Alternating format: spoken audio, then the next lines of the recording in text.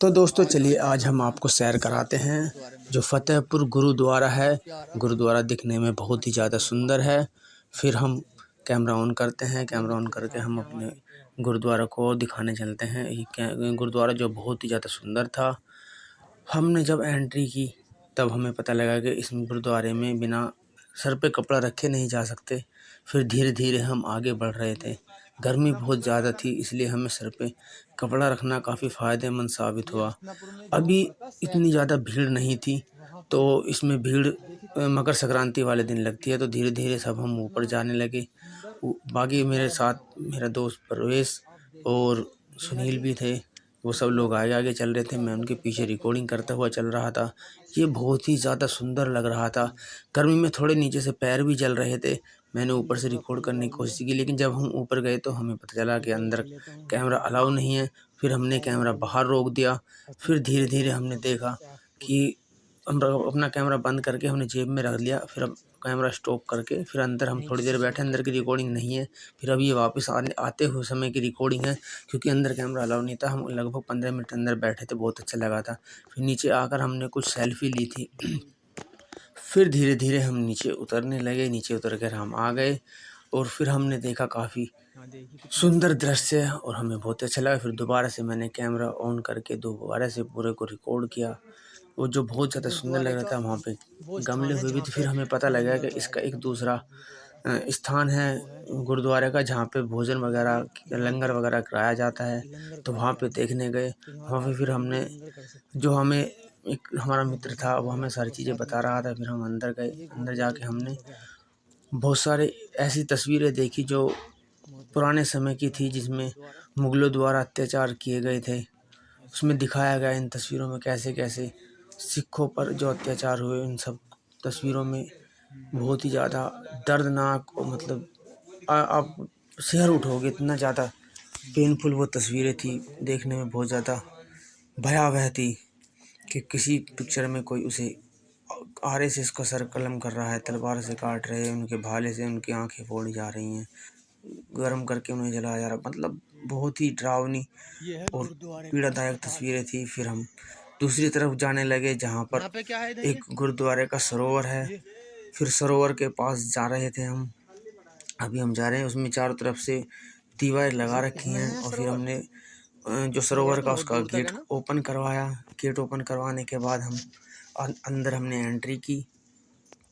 अंदर एंट्री वहाँ बहुत अच्छे अच्छे पौधे भी लगे थे वहाँ पे। तो फिर उन्होंने हमें सर पे बांधने के लिए एक कपड़ा दिया। फिर हमने वो सर पे कपड़ा रखा, क्योंकि बिना सर पे कपड़ा रखे अंदर जाना थोड़ा अलाउ नहीं है।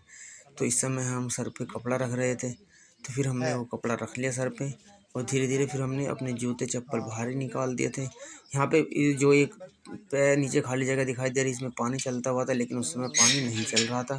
फिर हम दरवाज़ा खोल के खुद ही अंदर गए, क्योंकि जो ये हमारे मित्र थे इन्होंने ही दरवाज़ा खोला था। वहाँ पे अभी भीड़ नहीं थी, क्योंकि जब मेला लगता है मकर संक्रांति लोहड़ी वगैरह के समय तब ज़्यादा भीड़ होती है। तो ये सरोवर में पानी भरा हुआ था, तो इसमें काफ़ी मछलियाँ होती है। लेकिन अभी धूप की वजह से, गर्मी की वजह से मछलियाँ ऊपर नहीं आ रही थी, तो हमें एक भी मछली देखने को नहीं मिली, क्योंकि पानी ऊपर से बहुत ज़्यादा गर्म हो जाता है, इसलिए मछलियाँ सब नीचे चली जाती हैं। तो मछलियों का गर्मियों से प्रॉब्लम होती है, तो इसलिए मछलियाँ ऊपर नहीं आती। लेकिन पानी जो इसमें थोड़ा सा गंदा हो चुका था, क्योंकि काफ़ी समय से पानी शायद या तो बदला नहीं गया था, बदलने का कुछ साधन नहीं था, वो थोड़ा गंदा दिखाई दे रहा था पानी। क्योंकि हम बंगला साहिब गुरुद्वारा भी गए थे, वहाँ पे तो मछलियाँ खूब सारी तैरती रहती है और वो बहुत ही अच्छा लगता है। यहाँ पे भी काफ़ी अच्छा लग रहा था, लेकिन यहाँ पे हमारे अलावा और कोई नहीं दिखाई दे रहा था। तो ऐसा बताते हैं इसकी गहराई जो है सरोवर की बहुत ज़्यादा है और देखने में बहुत ही ज़्यादा सुंदर लग रहा था। तो हम इसे देखते हुए रिकॉर्ड कर रहे थे और आगे जा रहे थे। धीरे धीरे हमने सारा इसे रिकॉर्ड किया और वो हमें बार बार बता रहे थे कि भाई वहाँ पे इतना पानी है, यहाँ पे थोड़ा सा कम होता है। तो इसमें जब मेला लगता है तो तब इसका बहुत ही सुंदर दृश्य होता है। फिर चारों तरफ से हम धीरे धीरे रिकॉर्ड करते जा रहे थे। फिर हमने रिकॉर्ड किया पानी इसमें कुछ छोटे छोटे बारीक बारीक हमने इसमें मेंढक भी देखे पानी में। तो इसमें मछलियाँ बहुत ज़्यादा थी, लेकिन मछलियाँ हमें दिखाई नहीं दी क्योंकि मछलियाँ बहुत नीचे जा रही थी गर्मी की वजह से। फिर हम दूसरी साइड दूसरे किनारे पे आ गए, उधर से भी हमने रिकॉर्ड किया। हमने पास से रिकॉर्ड करने की कोशिश की तो हमने रिकॉर्ड किया, उसमें देखा कुछ पानी में जो काई जमी हुई थी, शैवाल बहुत ज़्यादा आ गए थे क्योंकि काफ़ी पानी पुराना हो रखा था। अब ये मुझे नहीं पता कि इसमें पानी क्यों नहीं बदलते या कब से नहीं बदला गया। फिर हमने चारों तरफ उसके घूम के उसे अच्छे से देखा तो जो हमें बहुत ही ज़्यादा सुंदर लग रहा था। फिर हम जाने के लिए तैयार होने लगे।